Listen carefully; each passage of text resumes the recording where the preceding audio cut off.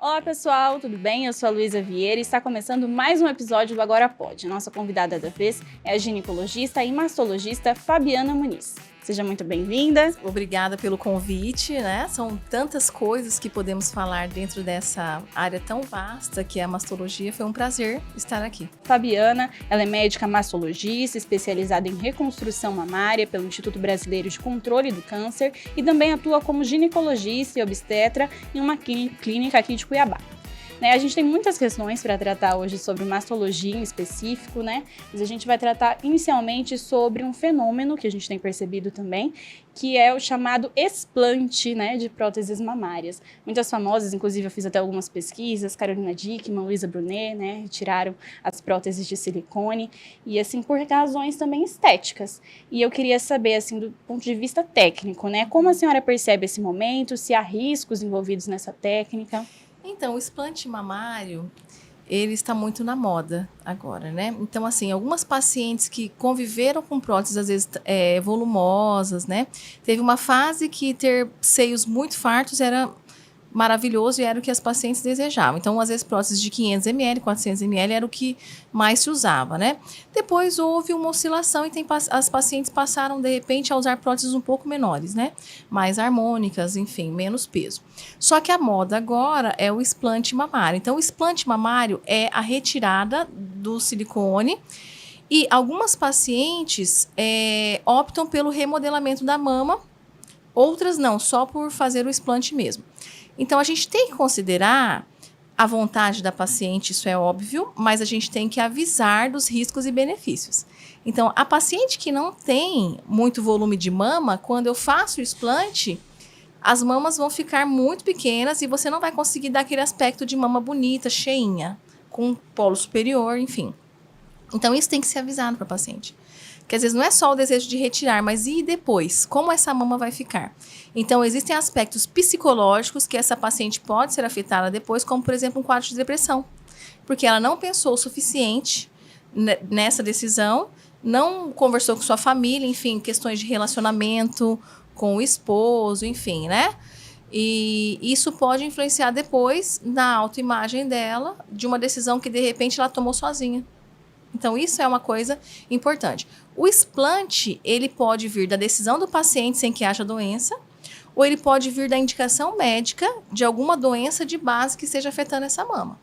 Então, o explante pode vir da síndrome EJA, tá? Que é inchaço, a autoimunidade do nosso organismo atacando algo que seja esse silicone, né? Que é considerado um corpo estranho, né? Então, existe a indicação médica também, quando começa a juntar líquido periprótese ou uma inflamação, essa mama aumenta de volume. E isso acontece muito a longo prazo, geralmente 10 anos, enfim, após a inserção desse silicone. Pode acontecer, mas é uma doença bem rara. Entendi. E assim, o que a senhora acredita que culturalmente, né, culturalmente falando, levou a esse movimento dessas mulheres quererem retirar essa prótese? Então, está relacionado à questão da autoimagem, da aceitação, né? Então, algumas pacientes, elas podem ter, de repente, entram para o movimento feminista, mas assim, não tem algo em si que esteja relacionado a isso. Então, assim, às vezes as amigas, ou então, de repente, há um risco que é baixíssimo e raro da incidência, né, do câncer de mama, linfoma anaplásico, né, relacionado às próteses mamárias, que é um risco muito baixo. Então, algumas pacientes, elas somatizam isso por ter o silicone e, às vezes, elas tomam essa decisão baseada neste fato, que é muito raro, a gente tem que salientar, né. Por exemplo, no Brasil, é um país dos que mais inserem próteses de silicone mamário, né, no mundo. Uhum. Né? Sim, Tem pessoas do mundo inteiro que procuram o Brasil para fazer esse tipo de cirurgia. E, ao mesmo tempo, a incidência de câncer de mama de células anaplásicas, né, esse linfoma de células anaplásicas relacionados ao silicone, é muito baixo. E assim, essa técnica, né, de retirar as próteses, ela implica em fazer uma reconstrução dessa mama, ou isso só acontece quando é necessária a mastectomia, né, em função de tumores, por exemplo? Isso, depende. O explante estético, enfim, que não está relacionado a câncer de mama, se a paciente tem bastante tecido mamário, a gente consegue fazer uma mamoplastia e remodelar essa mama. né? Ela vai ter um volume bem menor do que ela teria com silicone, mas fica aceitável, mas uma mama bem menor. Agora, o que não acontece com pacientes que não têm quase mama, colocou o silicone para fazer essa mama ficar mais aceitável, mais bonita, e aí, de repente, ela decide tirar, então não tem muito o que fazer. Porque ela já não tinha tecido mamário antes, né, de nascimento. Também a gente tem visto também casos de injeção de plasma com colágeno nas mamas, né? Qual é o prejuízo disso? E aí? Isso é algo bastante polêmico, né? Na verdade, não é um procedimento médico, né? Porque, assim, na verdade, existe a injeção de plasma com colágeno para algumas partes do corpo, mas devem ser realizadas em meio a protocolos institucionais baseados em pesquisa, tá? Agora, o que a gente vê é que algumas clínicas têm feito isso, né? E não cabe a nós aqui julgar, mas eu vou falar diante do Conselho Regional de Medicina, né? E o federal também, é que a mama, ela é uma área do corpo de interesse oncológico.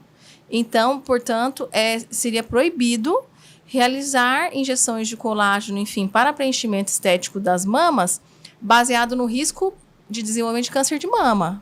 Porque isso pode afetar, de repente, o diagnóstico através de exames, isso pode dificultar, né, o diagnóstico através dos exames que a gente tem de um quadro de câncer de mama. Então, não é aconselhável. Se você quer aumentar o volume das mamas, o ideal é você procurar um médico e fazer da forma como? Com prótese de mama, silicone de mama, que é regulamentado pela ANS. Não dessa outra forma que, às vezes, acontece em vários lugares do país. E é um custo mais acessível, digamos assim? Talvez então, eu não tenho certo conhecimento sobre essa área, porque eu não pratico essa atitude, essa atividade, porque não é regulamentada pelo CRM. Mas, por exemplo, a gente já viu pacientes, né, que referiram em torno de R$1.000, R$2.000 fazer um preenchimento de mama, sendo que, na verdade, isso não passa nem perto de um valor que é o praticado correntemente nos consultórios médicos e envolvendo internação hospitalar, anestesista e outros procedimentos que são, né, que é o ideal, né? Sim. E sem falar do risco biológico, né, de infecção, inflamação e risco de sepse, né, com até às vezes morte da paciente. Falando um pouco também sobre isso, tem muito essa onda que vai e volta sobre piercings no mamilo, né? Como a senhora avalia isso? Tem risco à saúde? Então, os piercings, eu acho que a geração, ela tem mudado, né, dia após dia. Então, às vezes as pessoas, elas têm esses modismos, né? Mas, assim, a questão do piercing higienize bem o seu piercing. Entendeu? Realize o procedimento em lugares que tem registro no registro sanitário, né? Atualizado. Então, porque às vezes a paciente... Tudo que envolve pérfuro cortantes, como, por exemplo, a inserção de piercing, é um procedimento pérfuro cortante, né? Então, isso tem risco de hepatite B, hepatite C, contrair também vírus gravíssimos, como, por exemplo, o HIV, né? Então, são doenças que são incuráveis e que, às vezes, um procedimento pérfuro cortante simples, como colocação de piercing, pode ocasionar. Então, atenção aonde vai realizar esse tipo de procedimento. E a senhora já atendeu algum caso de alguma mulher que também teve um mamilo deformado em razão de não ter cuidado? Então, quadro infeccioso grave, já peguei, tratamos com antibiótico, tá? A paciente desenvolveu uma mastite, por conta disso, uma inflamação generalizada da mama, né? Com a formação de abscesso, teve que ser submetida a uma drenagem, né, de abscesso mamário em centro cirúrgico com anestesia geral. Permaneceu internada por 10 dias para antibiótico terapia, né? Tratamento com antibióticos. E assim, foi totalmente controlado, mas sim, um caso que foi grave, né, considerado grave, e que foi ocasionado por isso. Mas nem toda situação nós temos casos problemáticos ou que geram doenças, né?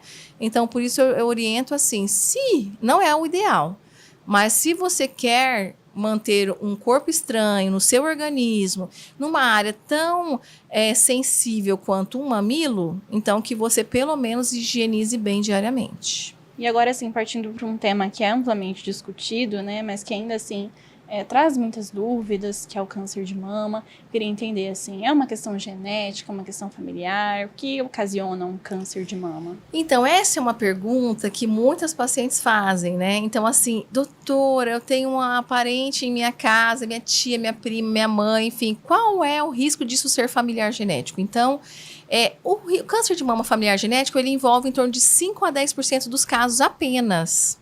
Tá? Então, quando eu vou pensar que tem um gene mutado na minha família que predispõe a câncer de mama? Quando eu tenho, assim, vários parentes de primeiro grau com câncer de mama e principalmente com início em pacientes jovens, tipo 40, menos de 40. Então, assim, tem umas famílias genéticas que propiciam o câncer de mama, ovário, intestino, tireoide. Entendeu?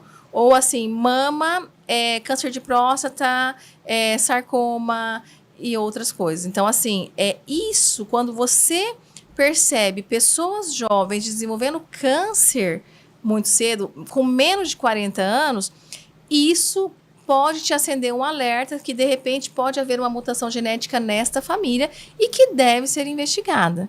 Fora isso, o que temos é que a maior parte dos cânceres de mama ocorrem por conta de fatores externos também, que alteram o nosso DNA ao longo da vida e que o câncer de mama ele vai ter mais entre 55 e 65 anos. Essa é a faixa etária, 55 a 65 anos. E é nessa faixa etária que, de repente, as mulheres relaxam e não vão ao ginecologista, não vão ao mastologista, não fazem exames.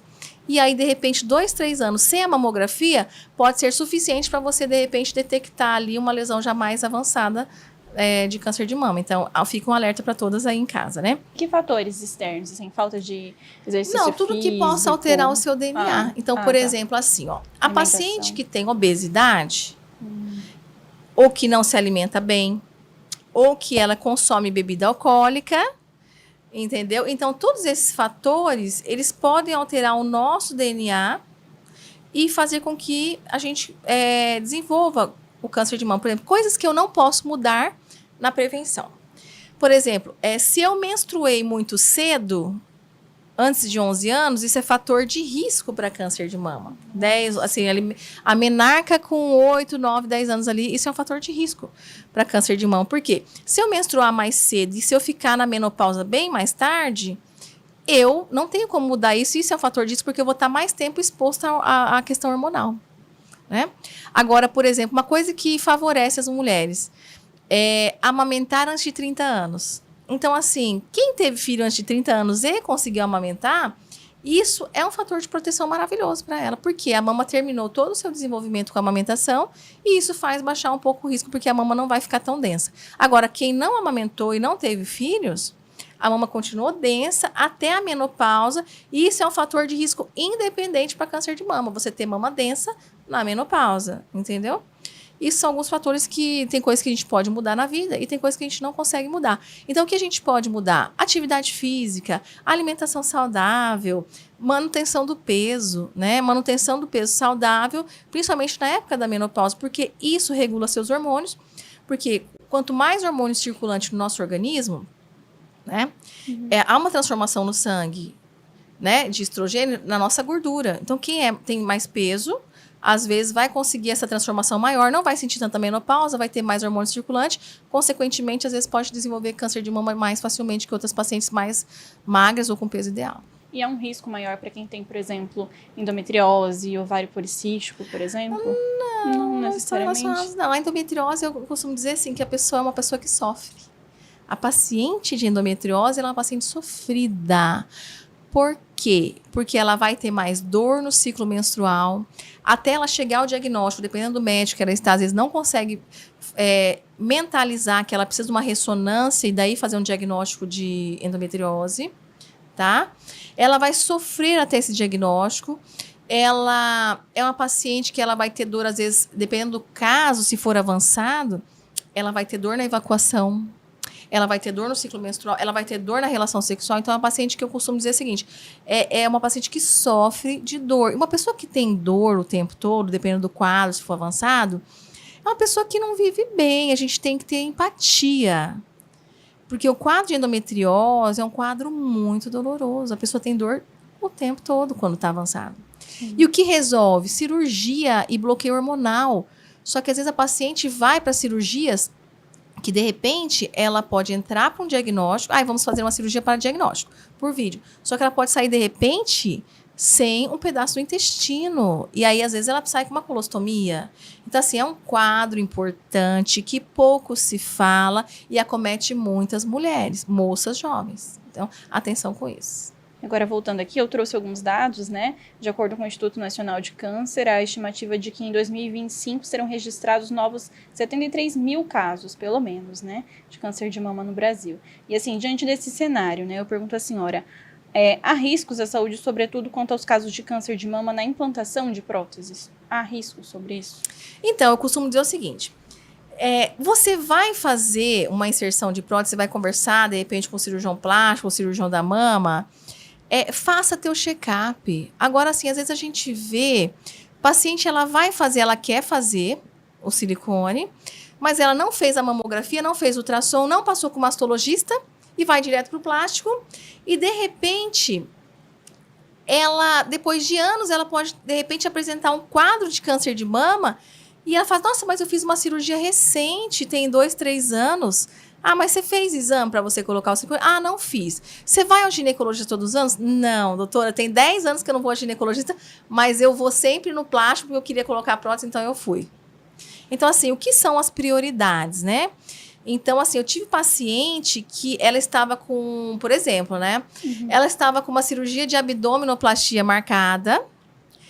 E aí, Deus fez ela sonhar, ela atribui a Deus, né? Deus fez ela sonhar que estava com doença na mama. E aí ela foi fazer o exame e era um câncer de mama. Conclusão, ela engavetou esse projeto do abdômen, foi lá, fez a cirurgia de mama e depois ela deu andamento na vida dela. Então ela falou assim, doutora, eu ia estar belíssima, mas eu ia estar com um comprometimento altíssimo da minha mama, quase que eu perco a minha vida por causa de um câncer, né? Que poderia ter se espalhado, enfim. E tá tudo bem agora. Então, assim, priorize-se, sabe? Ginecologista, se você não conhece o ginecologista, você acaba não indo. Você percebeu? Então, assim, olha, eu tô sem ginecologista, então eu vou passar uns 2, 3 anos, porque assim, na verdade, eu não conheço ninguém me indicou e tal. Eu fico com vergonha e acabo não indo. Agora, se você sabe quem é, já viu seu ginecologista, tem um acesso mais fácil de contato, você acaba indo no ginecologista mais facilmente. Por exemplo, assim, todas as minhas pacientes têm meu telefone. Você vê que meu celular não toca. Por quê? Geralmente é o WhatsApp. Se tocar, eu posso atender, porque eu sei que a casa caiu. É uma urgência muito feia. E geralmente quem liga são pacientes que operaram, enfim, que precisam de algum outro acesso, né? Mas assim, todo mundo tem meu telefone, entendeu? E isso é legal, porque o ginecologista, ele é seu melhor amigo, você tem que ter acesso, às vezes é uma coisa mais simples, às vezes está em outro lugar do mundo, então eu tenho pacientes no mundo todo que às vezes ligam, mandam mensagem, doutora, eu estou precisando disso, aconteceu isso, me ajuda, me orienta, e é para isso que serve o ginecologista, eu acho que tem que ter esse acesso.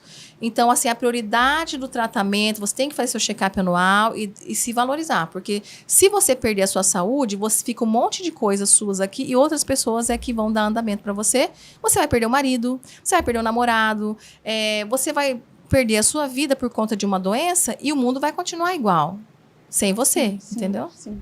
Inclusive, eu queria tratar com a senhora, né, qual a importância do tratamento psicológico atrelado também, né, no tratamento de câncer de mama, porque é uma fase muito difícil na vida da mulher, muitas são até abandonadas pelos companheiros, né, então, assim, qual a importância disso nesse momento tão difícil? É muito importante o acolhimento.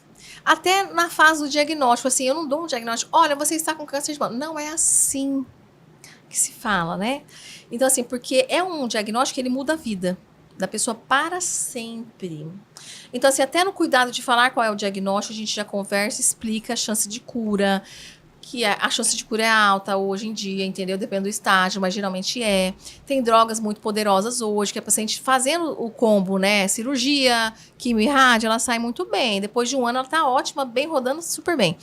Então, assim, o que nós investimos nesse aspecto psicológico a equipe multidisciplinar é importante, com psicólogos, enfim, né? Nutricionista, se você quiser. Eu acho que a atividade física, ela consegue liberar endorfina, essa paciente consegue se preparar melhor. Então, assim, o que eu indico no diagnóstico? Vai fazer uma atividade física, porque tudo isso aí vai ser legal na sua cirurgia. E eu acho que outro aspecto importante é que, geralmente, a gente não faz mais mastectomia para essas pacientes. Porque se chegou em estágio inicial, você sai bem com uma cirurgia pequena que não muda a mama. Agora, se ela tem as mamas muito pesadas, enfim, isso vai afetar na radioterapia futuramente, que ela vai precisar fazer. Então, a gente já sobe as mamas com técnica oncoplástica.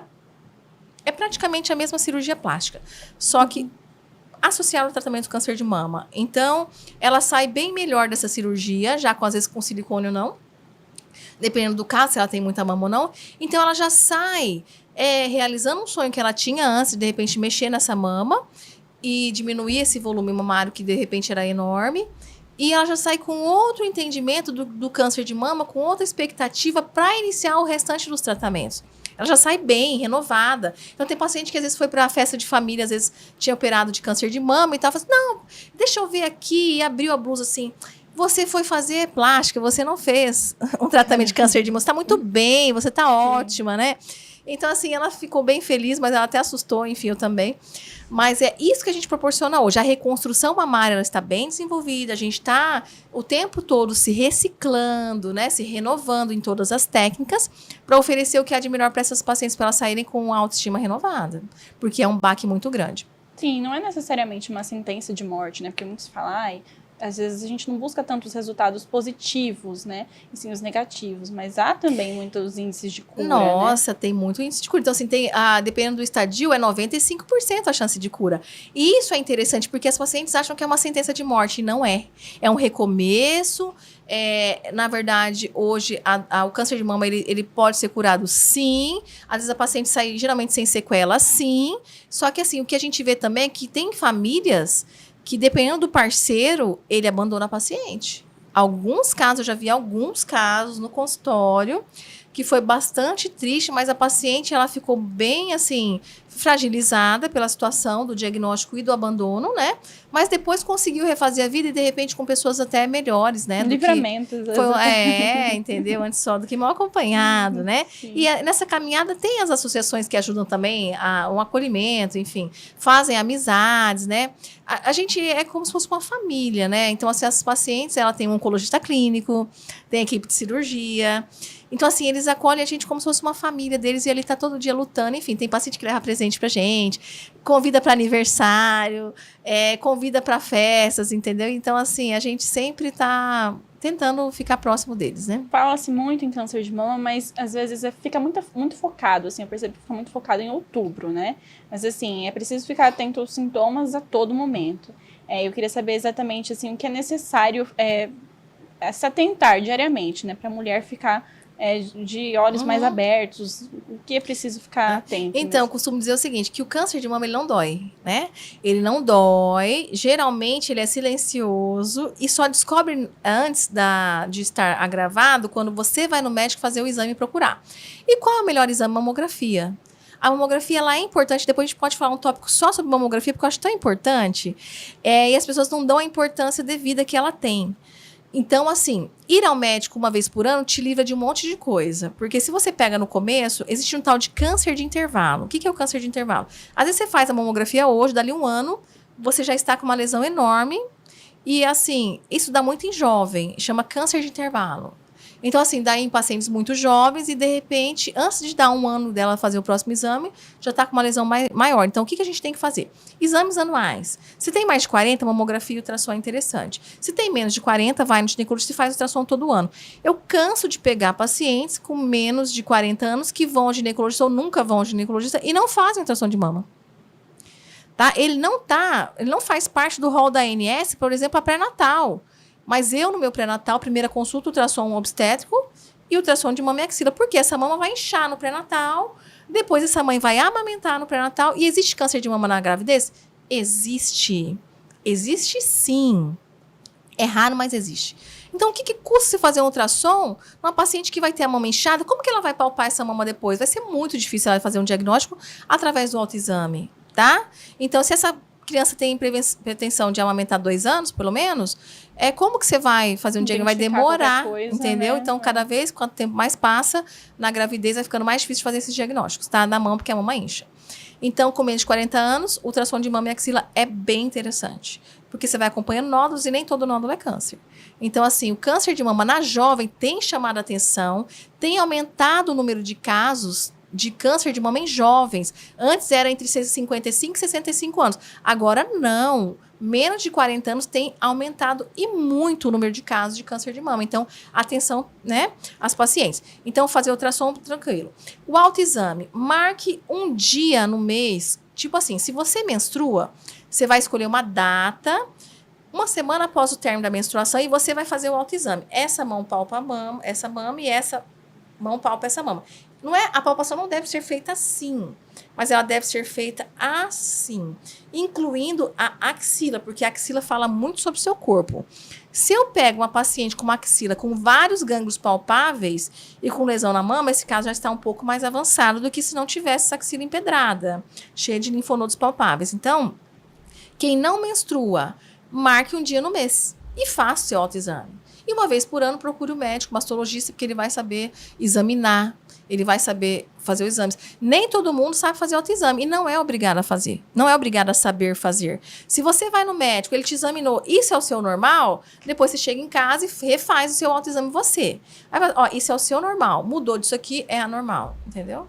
E assim, para além das mulheres, né, os homens também podem ser vítimas, né, de câncer de mama. Eu queria que a senhora explicasse melhor como isso acontece nos homens. Então, os homens, são raríssimos os cânceres de mama em homem, mas assim, se eu tenho um câncer de mama em homem na minha família, isso me acenderia um alerta para a suspeita de uma mutação genética nesse DNA dessa família, tá? Então, investigar isso. Não sendo genético ou sendo genético, né, é importante as pessoas que estão em volta ali passarem pelo médico para fazer um exame, para dar uma checagem, entendeu? Uma checada, né? No homem é nódulo mamário. E o tratamento geralmente é o quê? Mastectomia, entendeu? Esse é o tratamento geralmente do homem, porque o homem não tem muita mama, não é verdade? Então é isso, tá? É mastectomia. Então, o tratamento é isso, é raro. Tem cura? Tem. O prognóstico dele é igual ao das mulheres. A chance de cura é alta, entendeu? E já tivemos vários casos de câncer de homem, mas assim, não é tão numeroso quanto de mulheres, né? E agora partindo para um assunto que é a menopausa, né? Assim, a senhora pode nos explicar um pouco como implica essa fase na vida da mulher, né? E diante dela, quais são os cuidados que as mulheres, em geral, precisam ter com as mamas antes de entrarem na menopausa? E se já estiverem nelas, também para tentar minimizar as dores e os efeitos? Então, a menopausa ele é um capítulo assim vasto, um capítulo à parte, né, de toda a medicina. Então, por exemplo, tem pacientes que entram na menopausa com 35, 40 anos. E tem pacientes que vão entrar na menopausa com 55 anos. Então, isso vai muito das questões familiares, né? Então, geralmente, pergunte às mulheres da sua família, olha, com quantos anos você entrou na menopausa? Isso é importante, porque assim, se é uma menopausa muito tardia, você vai ter talvez mais exposição aos hormônios, né? E você vai ter talvez mais chance no futuro de ter câncer de mama, tá? Mas isso não é uma regra, entendeu? Porque eu vou terminar minha menstruação muito tarde, eu obrigatoriamente vou ter câncer de mama. Não é assim. Então, assim, as pacientes que são muito magrinhas, elas têm menos tecido adiposo, tá? E elas podem ter mais sintomas de menopausa, porque quem tem mais tecido gorduroso no corpo, não são tão magras, há uma transformação na nossa gordura e isso nos supre. Isso é um fator de proteção cardiovascular, por exemplo. Tá? Então, assim, tem alguns benefícios, sim, tá? Então, o que eu digo é o seguinte, atividade física.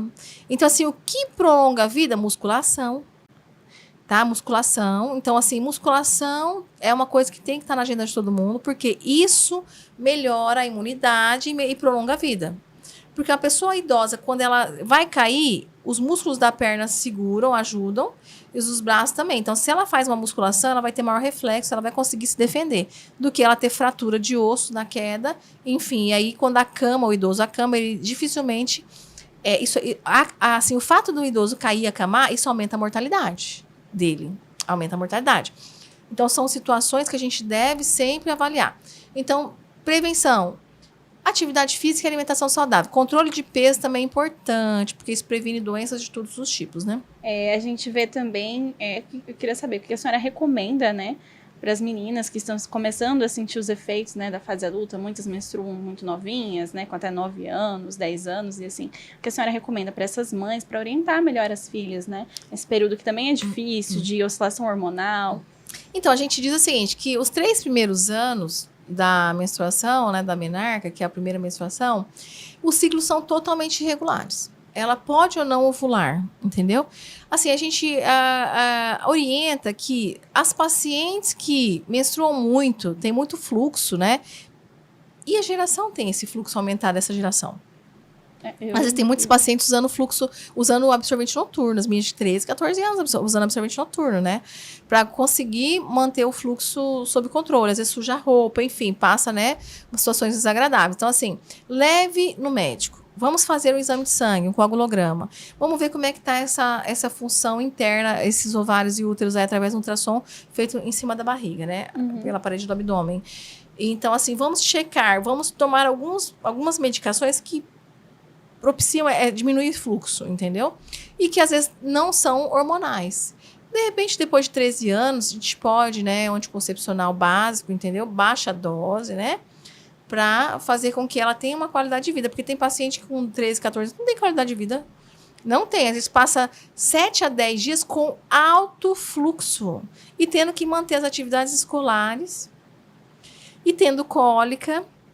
E tendo anemia. Que não consegue sair da anemia porque o fluxo é muito alto e não consegue repor. Então, assim, tem que ter qualidade de vida e, assim, existem coisas a serem feitas. Então, assim, busque atendimento ginecológico especializado para essa fase tão especial, né? 12, 13, 14 anos aí.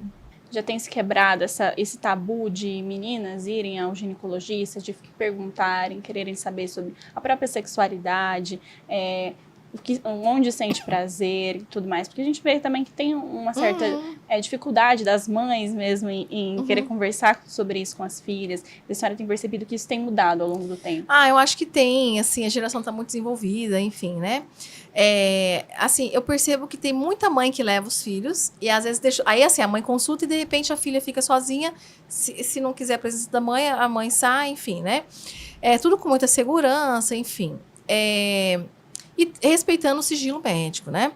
Então, por exemplo, uma paciente que ela busca uma consulta ginecológica aos 14, 15 anos, ela já sabe muito bem da sua segurança pessoal e a gente dá dicas a ela. Então, por exemplo, a gente orienta sobre contraceptivo.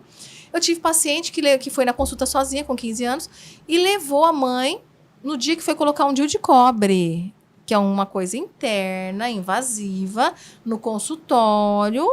Né? Não é qualquer moça que faz isso. Então, assim, ela sabia do risco de gravidez, ela não queria hormônio. E a mãe falou assim, mas filha, DIU de cobre. Não, mãe, eu sei o que eu estou fazendo. Por favor, fique calada e só me aguarde. Fica aqui comigo e fica me esperando. Tudo bem. Aí nós fomos lá, colocamos o DIU, enfim. Então, assim, quando o paciente tem essa idade, ele procura um ginecologista, ele jamais não vai ser acolhido. Tipo assim, a menina que procura um ginecologista com 13 anos, eu vou atender com mãe ou sem mãe. Porque ela se viu numa situação de risco e a gente conversa muito sobre tudo, tá? Inclusive sobre consumir álcool, consumir drogas e atividade sexual. Isso é muito perigoso, tá? Então, assim, meninas de 13 anos são vulneráveis. Meninas de 15 são vulneráveis. Então, atenção com a sua sexualidade, com o seu bem mais precioso, que é a saúde, mas, de repente, se você está andando em más companhias ou em locais que não são adequados para você, você pode ser vítima de quê? Boa Noite Cinderela. Já teve casos assim. Então, assim, Boa Noite Cinderela, estupro de vulnerável. Então, assim, isso é muito importante. A gente relata isso A gente conversa nas consultas tentando orientar e minimizar os riscos, entendeu? A gente está chegando ao fim já, então agora eu deixo aberto, né, o espaço para as suas considerações finais e já agradecendo também a sua participação conosco. Foi muito bom te entrevistar aqui Que hoje. bom, a gente tem muitos assuntos, né? E assim, eu queria deixar um recado para quem tem mais de 40, faça a mamografia, procure um ginecologista de sua confiança.